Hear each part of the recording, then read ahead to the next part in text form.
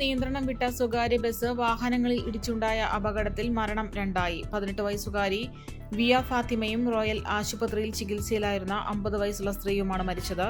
Bike യാത്രികൻ ജോബിക്ക് ഗുരുതര പരിക്കേറ്റു. ജോബിയുടെ തലയ്ക്കും ശ്വാസകോശത്തിനും പരിക്കേറ്റിട്ടുണ്ട്.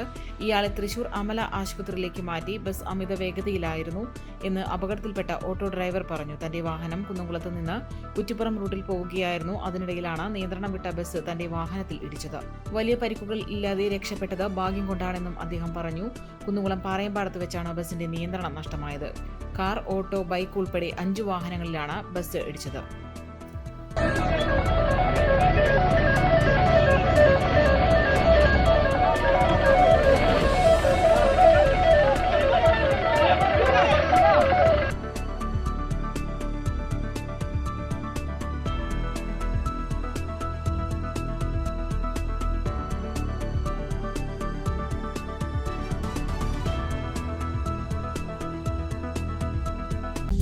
ലോകാത്ഭുതങ്ങളിൽ വിലക്കുറവിന്റെ 8ാം അത്ഭുതം കൂറ്റനാടിന് സമ്മാനിച്ച് നിങ്ങളെ ഞങ്ങൾ സ്വാഗതം ചെയ്യുന്നു.